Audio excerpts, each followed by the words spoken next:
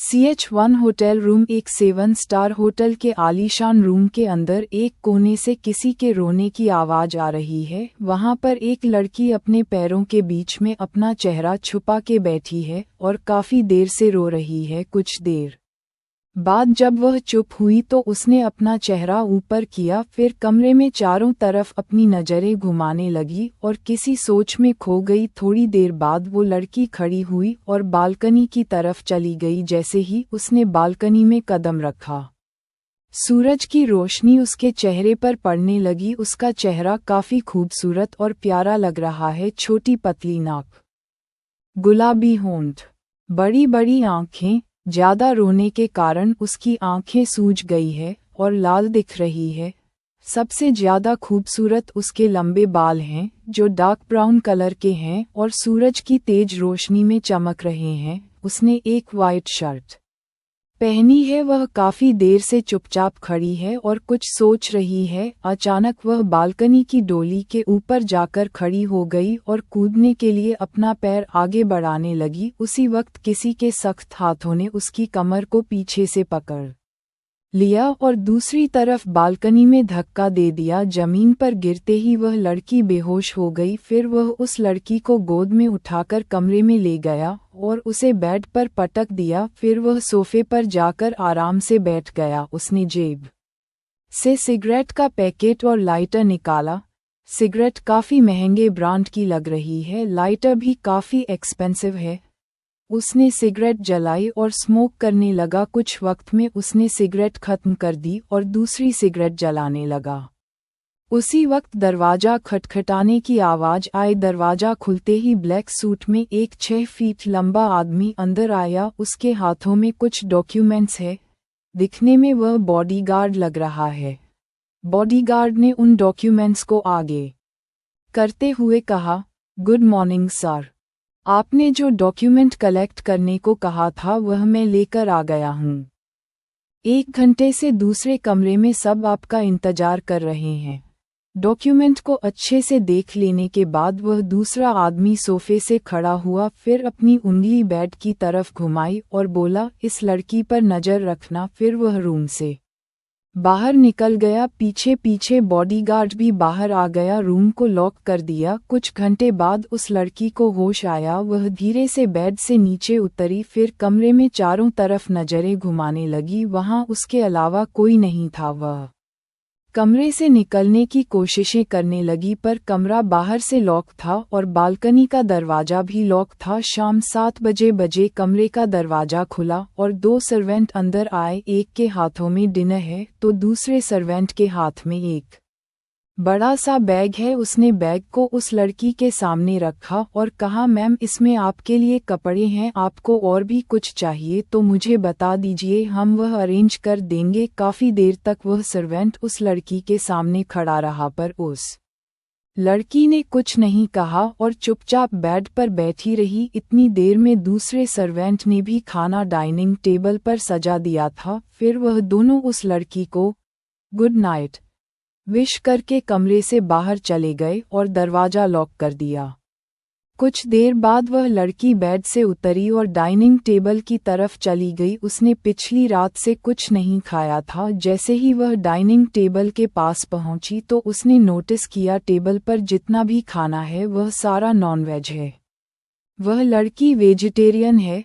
खाना देखकर उसका उल्टी जैसा मन होने लगा। फिर वह बाथरूम की तरफ चली गई। उस लड़की ने शावर चालू किया और उसके नीचे जाकर खड़ी हो गई। लगभग आधे घंटे बाद वह बाथरूम से बाहर निकली। बेडरूम में आकर उसने उस बैग को खोला जो कुछ देर पहले वह सर्वेंट कमरे में रख कर गया था। बैग में काफ़ी सारी ड्रेसेस है जो काफ़ी एक्सपेंसिव लग रही है। उसने एक सिंपल सी ग्रीन कलर की ड्रेस निकाली, फिर उसे पहन लिया। रात को 1 बजे उस रूम का दरवाज़ा खुला। दरवाजे से एक 6 फीट 2 इंच लंबा आदमी अंदर आया और बाथरूम की तरफ चला गया। लगभग आधे घंटे बाद वह बाथरूम से निकला और कमरे की लाइट ऑन की। फिर वह कमरे में चारों तरफ अपनी नज़रें घुमाने लगा। उसकी नज़र बेड पर जाकर रुकी। वह लड़की बेड पर सोई हुई है। फिर वह आदमी उस लड़की के सामने जाकर खड़ा हो गया और उसे घूरने लगा। उसके बालों से पानी टपक रहा है, जिसकी कुछ बूंदें उस लड़की के चेहरे पर जा गिरी। वह नींद से जाग गई। जैसे ही उसने आंखें खोली, सामने का नजारा देखकर वह चौंक गई। उसके सामने बाथरोब पहने एक आदमी खड़ा था, जिसके बालों से पानी की बूंदें टपक रही है। देखने से साफ पता चल रहा है कि उसने कुछ देर पहले ही शावर लिया है। वह काफी हैंडसम और अट्रैक्टिव दिख रहा है। जैसे ही वह लड़की अपने होश में वापस आए, उसने नोटिस किया वह आदमी उसके पास आ रहा है। वह जल्दी से बेड पर से नीचे उतरी और दरवाजे की तरफ भागने लगी। इतनी देर में उस आदमी ने उस लड़की को पीछे से पकड़ लिया, फिर उसे दीवार से लगाकर उल्टा खड़ा कर दिया और उसके दोनों हाथों को पीछे लाकर बांध दिया। फिर उस आदमी ने लड़की को अपने एक शोल्डर पर उठाया और बेड पर ले जाकर पटक दिया। इस बीच वह लड़की काफी चीखी चिल्लाई और रोने लगी, मुझे छोड़ दो, प्लीज मुझे छोड़ दो। वह आदमी अब इन सब से इरिटेट हो चुका है। उसके चेहरे पर गुस्सा भी साफ दिखाई दे रहा है। वह सोफे पर जाकर आराम से बैठ गया और ड्रिंक करने लगा। कुछ ही देर में उसने शराब की 2 बोतल खाली कर दी।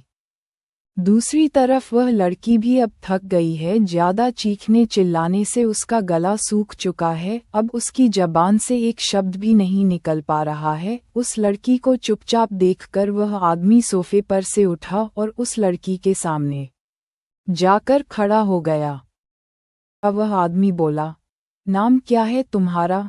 उस लड़की ने कोई जवाब नहीं दिया। वह आदमी उस लड़की के करीब गया और उसका चेहरा जोर से पकड़ लिया। मुझे गुस्सा मत दिलाओ। फाइनली उस लड़की ने कुछ कहा, पानी पानी। उस आदमी ने टेबल से पानी का गिलास उठाया, फिर बोला, पानी तुम्हें एक ही शर्त पर मिलेगा। पानी पीकर तुम मुझे अपना नाम बताओगी? उस लड़की ने हाँ में सर हिलाया। फिर उसने उस लड़की को पानी पिलाया और बोला, अपना नाम बताओ। कुछ सेकंड की चुप्पी के बाद उस लड़की ने जवाब दिया, रज़ा। फिर उसने रज़ा के हाथ खोल दिए और डाइनिंग टेबल की तरफ इशारा करते हुए कहा, तुमने डिनर क्यों नहीं किया? रज़ा ने उसकी बातों का कोई जवाब नहीं दिया, चुपचाप बेड पर बैठी रही। वह आदमी रज़ा के पास आया, उसे गुस्से से घूरते हुए बोला, लगता है अंडस को तुम्हें एक बार में बात समझ में नहीं आती। ठीक है, मेरे पास और भी तरीके हैं तुम्हें समझाने के। इतना बोलकर वह आदमी बाथरोब की डोरी खोलने लगा। ये देखकर रज़ा ने घबराते हुए बोला, मैं वेजिटेरियन हूँ, मैं ये सब नहीं खा सकती। वह आदमी बेड से उठकर टेलीफोन के पास गया। उसने रूम सर्विस को कॉल करके वेजिटेरियन फूड ऑर्डर किया। कुछ ही देर में सर्वेंट खाना लेकर रूम में आ गए और खाना डाइनिंग टेबल पर सजा दिया। फिर सभी सर्वेंट रूम से बाहर चले गए। दरवाजा बंद होने के बाद वह आदमी रज़ा के पास गया और बोला, जाओ जाकर खाना खा लो। फिर वह बेड की दूसरी साइड पर जाकर लेट गया। कुछ ही देर में रज़ा धीरे से बेड से उतरी और डाइनिंग टेबल की तरफ जाने लगी। टेबल के पास पहुंची तो उसने देखा कि पूरी टेबल अलग अलग डिशेज से सजी हुई थी और उनमें से काफ़ी अच्छी खुशबू आ रही है। उसने पिछले एक दिन से कुछ भी नहीं खाया था। जैसे ही खाने की खुशबू रज़ा को महसूस हुई तो उसके पेट से आवाज़ आने लगी। रज़ा ने कुर्सी पीछे की और उस पर बैठ गई। फिर उसने धीरे धीरे खाना शुरू किया। कुछ ही देर में उसका पेट भर गया। फिर वह कुर्सी से खड़ी हुई। उसने बेड की तरफ नज़र घुमाई तो सामने देखा कि वह आदमी आराम से बेड पर सो रहा है। फिर वह बिना आवाज़ किए दरवाजे के पास गई और दरवाज़ा खोलने की कोशिश करने लगी। काफ़ी कोशिशों के बाद भी वह दरवाज़ा नहीं खुला। वह हार कर सोफे की तरफ गई, फिर सोफे पर लेट गई। कुछ ही देर में उसे नींद आ गई। अगले दिन सुबह जब रज़ा की नींद अंडस को खुली तब घड़ी में 9 बज रहे थे। फिर वह सोफे से खड़ी हुई और कमरे में चारों तरफ नज़रें घुमाने लगी। कमरे में उसके अलावा कोई नहीं था। वह आदमी उसके जागने से पहले ही कमरे से जा चुका था। करीब आधे घंटे बाद 3 सर्वेंट कमरे के अंदर आए। उनमें से एक ने हाथों में ब्रेकफास्ट पकड़ा है। वह डाइनिंग टेबल की तरफ जाकर ब्रेकफास्ट सजाने लगी। बाकी के दोनों सर्वेंट रूम साफ करने लगे। ब्रेकफास्ट लगाने के बाद वह सर्वेंट हाथों में कॉफ़ी का कप लेकर रजा के पास आए। रजा ने कॉफ़ी के लिए मना कर दिया और बोला, मुझे चाय चाहिए। सर्वेंट बोली, ठीक है मैम, थोड़ी देर रुकिए, मैं आपके लिए चाय लेकर आती हूँ। बोलकर वह कमरे से बाहर चली गई। इतनी ही देर में बाकी के दोनों सर्वेंट ने भी रूम साफ कर लिया था। वे दोनों भी कमरे से बाहर चले गए। 10 मिनट बाद चाय का कप लेकर सर्वेंट रूम के अंदर आए। फिर वह चाय का कप रजा के हाथ में देने लगी। गलती से रजा के हाथ से चाय का कप छूट गया। सारी चाय सर्वेंट के हाथ पर जा गिरी। चाय बहुत गर्म थी। जलन के कारण सर्वेंट के मुंह से दर्द भरी चीख निकल गई। रजा जल्दी से सर्वेंट को बाथरूम में ले गई और ठंडे पानी का नल चलाकर सर्वेंट का हाथ नल के नीचे रखा। धीरे धीरे सर्वेंट के हाथों में जलन कम होने लगी। कुछ देर में वह दोनों बाथरूम से बाहर निकले। फिर रजा ने सर्वेंट को सोफे पर बैठाया। सर्वेंट काफी डर और हिचकी जा रही थी, पर रजा ने उसकी एक नहीं सुनी। रजा ने सर्वेंट से पूछा, मेडिकल किट कहाँ है? सर्वेंट ने हिचकी चाहते हुए कहा, इसकी कोई जरूरत नहीं है मैम। रजा ने उसे घूरते हुए फिर से पूछा, मेडिकल किट कहाँ है? सर्वेंट ने हिचकी चाहते हुए उंगली से इशारा करके बताया, वहाँ है। रजा ने मेडिकल किट निकाली और सर्वेंट के पास बैठ गई। जबरदस्ती उसका हाथ पकड़ा, उस पर दवाएं लगाने लगी। दवाएं लगते ही वह सर्वेंट जल्दी से रजा के पास से उठ गई। रजा के सामने जाकर आंखें नीचे करके खड़ी हो गई। फिर रोते हुए बोली, प्लीज आप ये सब कुछ सर को मत बताना। अगर उनको पता चला तो मुझे पता नहीं क्या पनिशमेंट देंगे। रजा ने कहा, रो मत, मैं किसी को कुछ नहीं बताऊंगी। फिर सर्वेंट ने चैन की सांस ली और बोली, थैंक यू मैम, मैं आपके लिए अंडस को दूसरी चाय लेकर आती हूँ। रजा ने सर्वेंट से उसका नाम पूछा। सर्वेंट ने जवाब दिया, रोमा। उसी वक्त दरवाजे से एक बॉडीगार्ड अंदर आया और रोमा पर चिल्लाने लगा, इतनी देर हो गई, क्या कर रही हो अंदर? अब तक तुम्हारा काम खत्म नहीं हुआ। फिर रोमा उस बॉडीगार्ड के साथ कमरे से बाहर चली गई। शाम 5 बजे कमरे का दरवाजा खुला और 2 सर्वेंट चाय नाश्ता लेकर अंदर आए। उनके पीछे पीछे रोमा भी आ रही थी। उसने एक पेपर बैग पकड़ा हुआ है। रोमा बैग लेकर राजा के पास आए। बैग को आगे करते हुए बोली, सर ने यह आपके लिए भेजा है। आज शाम को आपको ये पहनना है और उनका इंतजार करना है। इससे पहले रजा रोमा से कुछ कहती एक सर्वेंट चाय लेकर उनके पास आया। उसने चाय को टेबल पर रखा और रोमा को अपने साथ ले गया। कुछ ही सेकंड में वह तीनों कमरे से बाहर चले गए। CH3 मेकअप स्टाइलिस्ट रजा ने पेपर बैग को ओपन किया। उसमें से ड्रेस निकाली, जिसे देखकर उसकी आंखें फटी की फटी रह गई।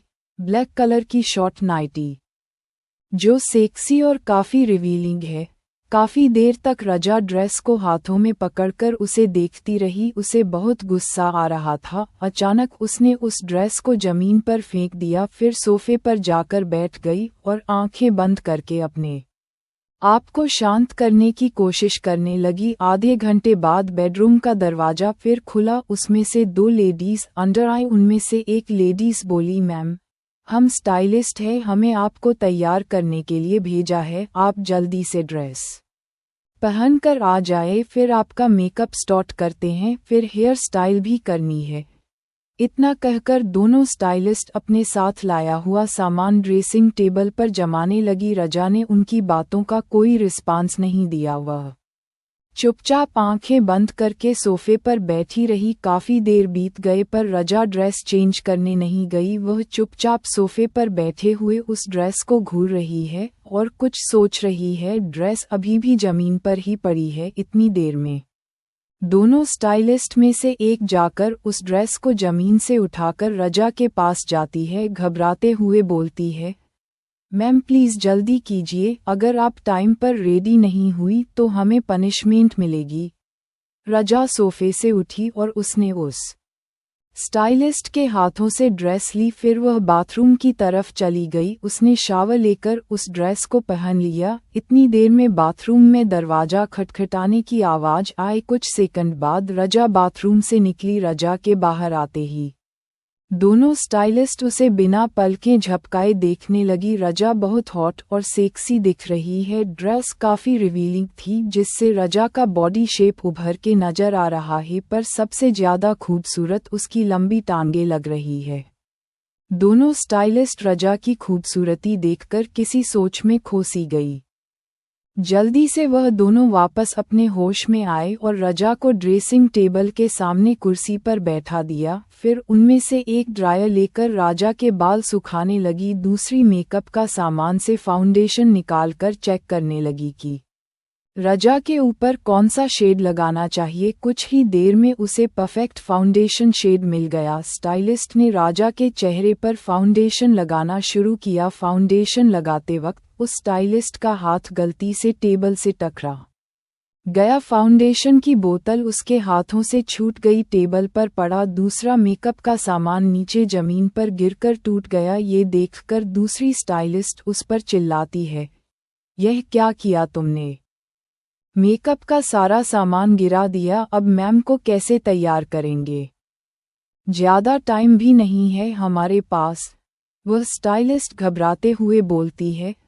कार में दूसरा मेकअप बॉक्स पड़ा है, मैं उसे जल्दी से लेकर आती हूँ, प्लीज़ तब तक तुम सब संभाल लेना। इतना बोलकर वह बेडरूम से बाहर चली जाती है। दूसरी स्टाइलिस्ट जल्दी जल्दी रजा के बाल ड्रायर से सुखाने लगती है। बाल सूख जाने के बाद स्टाइलिस्ट मशीन से राजा के बालों को स्ट्रेट करने लगती है। इस बीच रजा एक बात नोटिस करती है, काफ़ी देर से वे स्टाइलिस्ट बीच बीच में उसके हाथों की उंगलियों के तरफ देख रही है। रजा ने एक डायमंड रिंग पहन रखी है जो काफ़ी खूबसूरत और एक्सपेंसिव लग रही है। रजा उस रिंग को अपनी उंगलियों से निकालकर खेलने लगती है, साथ में उस स्टाइलिस्ट से बात करने लगती है और पूछती है, यह अंगूठी अच्छी लग रही है ना? स्टाइलिस्ट जवाब देती है, हाँ मैम बहुत अच्छी लग रही है। फिर रजा उस रिंग को स्टाइलिस्ट के हाथों में देकर बोलती है, यह अमेरिकन डायमंड है, मैंने सिर्फ कुछ महीने पहले ही खरीदा है, ये काफ़ी एक्सपेंसिव है। उस रिंग को अपने हाथों में करीब से देखकर स्टाइलिस्ट की आंखें चमक उठती है और उसके मुंह से निकल जाता है, हाँ मैम, ये काफ़ी खूबसूरत है, काश मैं भी इसे खरीद पाती। रजा उस स्टाइलिस्ट से कहती है, एक शर्त पर यह रिंग तुम्हारी हो सकती है। ये सुनकर उस स्टाइलिस्ट के मन में लालच आ जाता है। स्टाइलिस्ट राजा से पूछती है, कैसी शर्त? रजा उस स्टाइलिस्ट के कानों के पास जाकर धीमी आवाज में उसे सब कुछ समझाती है। रजा अपनी बात कहकर उससे दूर होती है। स्टाइलिस्ट रिंग को देखते हुए कुछ सोचने लगती है। रजा उंगलियों को स्टाइलिस्ट के आंखों के सामने लाकर चुटकी बजाकर उसे हकीकत में वापस लाती है। स्टाइलिस्ट घबराते हुए बोलती है, ये तो बहुत खतरनाक है, अगर हम पकड़े गए ना तो ये लोग हमें जिंदा नहीं छोड़ेंगे। रजा अपने दूसरे हाथों की उंगली से गोल्ड रिंग निकालती है और उसे स्टाइलिस्ट को दिखाते हुए बोलती है, ज़्यादा सोचो मत, ऐसा मौका फिर नहीं मिलेगा तुम्हें। इतनी ही देर में कमरे का दरवाज़ा खोलने की आवाज़ आती है। स्टाइलिस्ट जल्दी से अपने हाथों में पड़ी डायमंड रिंग अपनी ड्रेस की जेब में डाल लेती है। दरवाजे से दूसरे स्टाइलिस्ट मेकअप बॉक्स लेकर जल्दी से अंदर आती है। पीछे पीछे रोमा भी कुछ सर्वेंट के साथ डिनर लेकर कमरे में आ रही होती है। सर्वेंट डिनर लेकर डाइनिंग टेबल की तरफ चले जाते हैं और रोमा रजा के पास आ जाती है। रोमा जैसे ही रजा को देखती है तो वह उन दोनों स्टाइलिस्ट के ऊपर चिल्लाने लगती है, तुम दोनों ने अभी तक मैम को तैयार नहीं किया, इतनी देर से कर क्या रही हो तुम? जल्दी करो, वक्त नहीं है तुम्हारे पास। इतना बोलकर वह भी स्टाइलिस्ट की मदद करने लगती है। कुछ ही देर में रजा का मेकअप और हेयर स्टाइल कंप्लीट हो जाता है। रोमा रजा की मोबाइल पर कुछ पिक्चर क्लिक करती है, उन पिक्चर्स को मिस्टर शेख के नंबर पर सेंड कर देती है। फिर रोमा दोनों स्टाइलिस्ट के पास जाकर बोलती है, अपना सामान इकट्ठा करके यहाँ से जल्दी से चले जाना।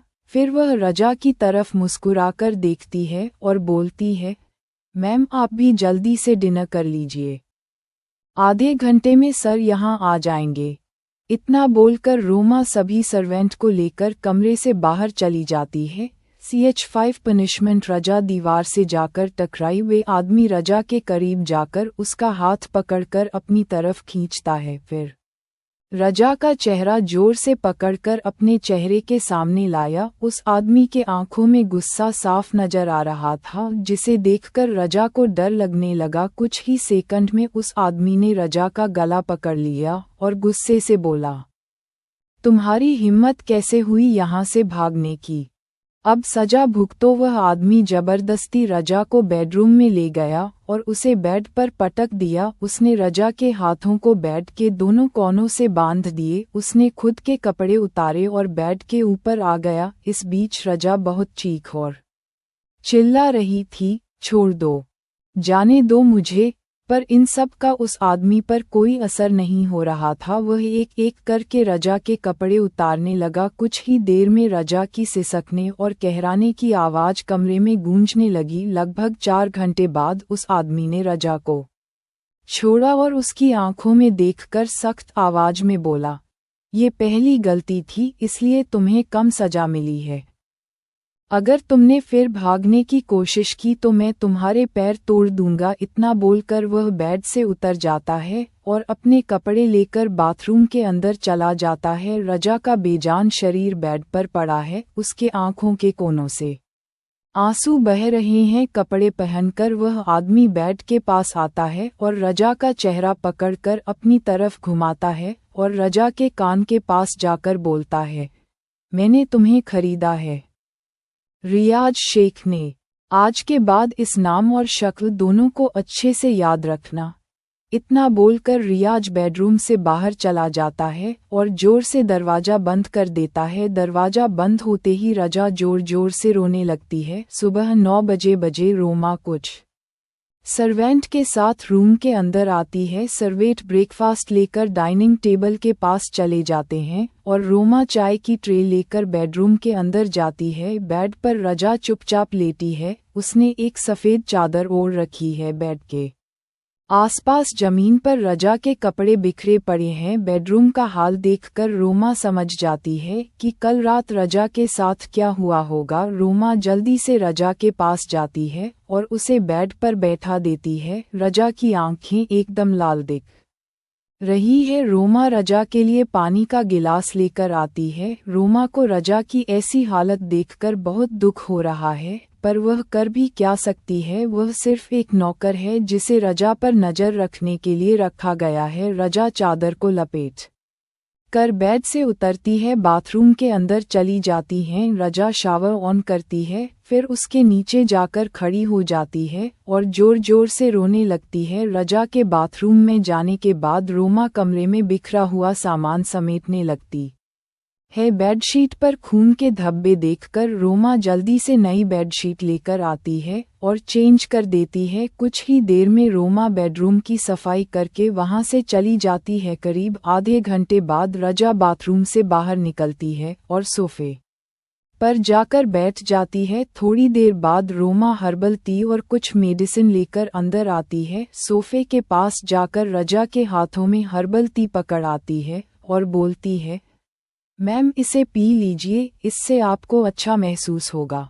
फिर वह डाइनिंग टेबल के पास जाकर रजा के लिए खाने की प्लेट लगाती है। रोमा रजा के पास ब्रेकफास्ट लेकर आती है और उसे रजा के सामने टेबल पर रख देती है और बोलती है, मैम आप जल्दी से ब्रेकफास्ट कर लीजिए, फिर आपको मेडिसिन भी लेनी है, इससे आप बिल्कुल ठीक हो जाएंगी। काफी देर बीत जाने के बाद भी रजा ने ब्रेकफास्ट नहीं किया। वह चुपचाप सोफे पर बैठी रही। रोमा टेबल से प्लेट उठाकर रजा के पास आकर उसे खाना खिलाने की कोशिश करने लगी। मैम प्लीज खा लीजिए, नहीं तो आपकी तबीयत ज़्यादा खराब हो जाएगी। इतनी देर में रोमा का फ़ोन रिंग हुआ। उसने कॉल रिसीव किया। कुछ देर बात करने के बाद रोमा कॉल कट कर दिया और दुखी होते हुए रजा से बोली, मैम प्लीज़ ये खाना खाकर यह मेडिसिन ले लेना। इतना बोलकर वह कमरे से बाहर चली गई और रूम बाहर से लॉक कर। रात को फिर रियाज बेडरूम में आया। पिछली रात की तरह जबरदस्ती रजा को बेड पर ले गया।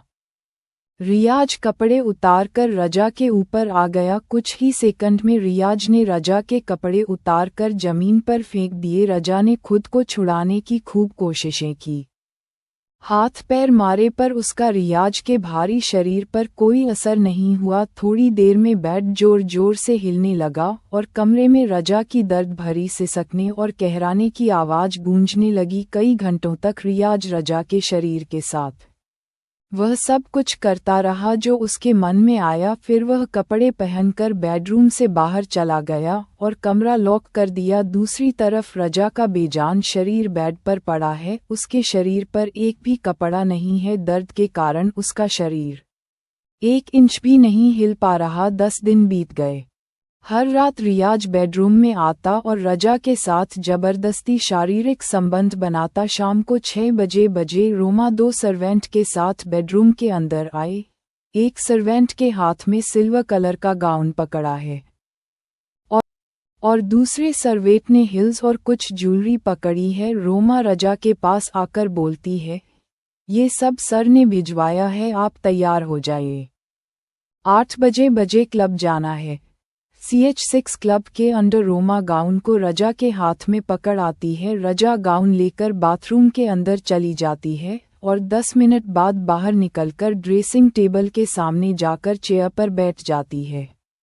गाउन रजा के ऊपर काफ़ी खूबसूरत लग रहा है। रोमा के साथ आई हुई फीमेल सर्वेंट रजा का मेकअप स्टार्ट कर देती है। आधे घंटे में रजा का मेकअप और हेयर स्टाइल कंप्लीट हो जाता है। रोमा रजा के पीछे खड़े होकर फ़ोन पर कुछ काम कर रही थी, पर जैसे ही उसने ड्रेसिंग टेबल के मिरर में रजा को देखा तो वह देखती ही रह गई। रजा का चेहरा काफ़ी मासूम और प्यारा है, पर आफ्टर मेकअप वह बहुत हॉट और सेक्सी दिखने लगती है। रजा का बॉडी शेप इतना परफेक्ट और अट्रैक्टिव है कि कोई भी आदमी उस पर फिदा हो जाए। जब रोमा ने रजा की आंखों में देखा तो महसूस किया कि उसकी आंखें बर्फ की तरह जमी हुई है। उसके चेहरे पर कोई एक्सप्रेशन नहीं है, एकदम गुड़िया की तरह लग रही थी, जो खूबसूरत तो होती है पर उनके अंदर कोई भावना नहीं होती।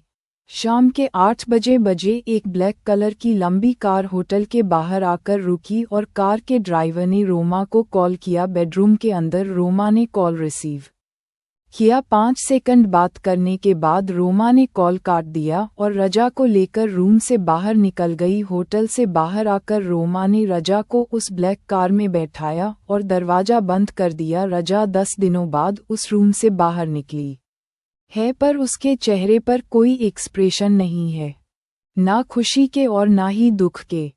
वह चुपचाप कार में बैठी है। 40 मिनट के बाद कार एक क्लब के बाहर रुकती है। एक बॉडीगार्ड कार के पास आकर दरवाज़ा खोलता है। रजा कार से बाहर निकलती है। फिर बॉडीगार्ड रजा को VIP लाइन से क्लब के अंदर लेकर आता है। एक प्राइवेट रूम के अंदर बॉडीगार्ड रजा को छोड़कर बाहर चला जाता है। 25 मिनट बाद उस रूम में एक 40 साल का बुढ़ा आदमी वेट्रेस के गले में हाथ डालकर अंदर आता है। वह वेट्रेस उस आदमी को कमरे में छोड़कर कुछ ही देर में बाहर चली जाती है। उस आदमी को देखकर रजा घबरा जाती है। वे आदमी रजा के पास आता है और सोफे पर बैठ जाता है। उस आदमी में से शराब की बदबू आ रही है। अचानक वह आदमी रजा के जांघों पर हाथ फेरने लगता है। रजा झटके से उसका हाथ अपनी जांघों पर से हटा देती है और सोफे से खड़ी हो जाती है। वह आदमी रजा का हाथ पकड़ लेता है और राजा को अपने पास खींचता है। रजा उससे अपना हाथ छुड़ाकर वहां से दूर जाने लगती है। इतनी देर में वह आदमी अपना पैर अड़ाकर रजा को जमीन पर गिरा देता है। वह रजा के सामने आकर खड़ा हो जाता है और बोलता है, इतना नाटक क्यों कर रही हो? जल्दी से मेरे साथ बेड पर चलो। वह आदमी रजा का शोल्डर पकड़कर जमीन से उठाता है, उसका हाथ पकड़कर खींचते हुए बेड के पास ले जाता है और बेड पर धक्का दे देता है। फिर वह आदमी जल्दी से रजा के ऊपर आ जाता है और उसे चूमने के लिए करीब जाने लगता है। रजा अपनी पूरी ताकत लगाकर उस आदमी को जमीन पर धक्का दे देती है और दरवाजे की तरफ भागने लगती है। उस आदमी को रजा के ऊपर गुस्सा आने लगता है। जैसे ही वह टेबल के पास पहुंचती है, वह आदमी उसे पकड़ लेता है और रजा को जोर से चांटा मारता है। रजा टेबल पर जाकर गिरती है। रजा टेबल पर पड़ी हुई शराब की बोतल उठाती है और उस आदमी के सर पर मार देती है। कुछ ही सेकंड में वह आदमी जमीन पर गिर जाता है और दर्द से चिल्लाने लगता है। चीखें सुनकर कुछ बॉडीगार्ड कमरे के अंदर आते हैं और देखते हैं वह बुढ़ा आदमी जमीन पर बेहोश पड़ा है, उसके सर से बहुत खून बह रहा है। रजा टूटी हुई बोतल पकड़कर उस आदमी के सामने खड़ी है। एक बॉडीगार्ड इमरान को फ़ोन लगाता है और उसे क्लब में हुए इंसिडेंट के बारे में बताता है। बाकी के बॉडीगार्ड उस आदमी को उठाकर हॉस्पिटल ले जाते हैं और रजा को उस रूम में लॉक कर देते हैं। इमरान तुरंत क्लब के लिए निकल जाता है। रियाज बिजनेस के काम से शहर से बाहर गया हुआ है। रास्ते में इमरान रियाज को कॉल लगाता है और उसे क्लब में हुए इंसिडेंट के बारे में बताने लगता है। 10 मिनट बात करने के बाद रियाज इमरान का कॉल काट देता है और दूसरे नंबर पर कॉल लगाता है। कॉल रिसीव होते ही दूसरी तरफ से एक आदमी हेलो बोलता है। रियाज उसे क्लब में हुए इंसिडेंट के बारे में बताता है। आखिर में बोलता है, मैं एड्रेस मैसेज कर रहा हूँ, वहाँ जाकर सब कुछ संभाल लेना।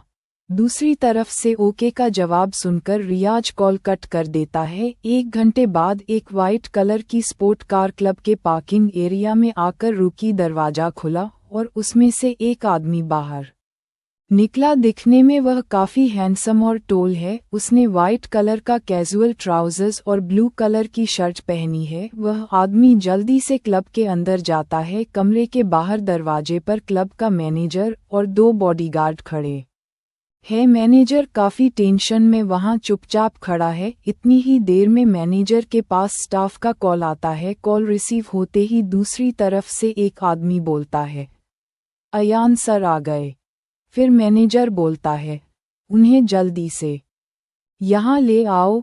कुछ मिनट बाद होटल का एक स्टाफ अयान के साथ वहाँ आ जाता है। अयान को देखकर मैनेजर थोड़ा बेहतर महसूस करता है और जल्दी से अयान के पास जाता है। अयान मैनेजर से पूछता है, कहाँ है वह दोनों?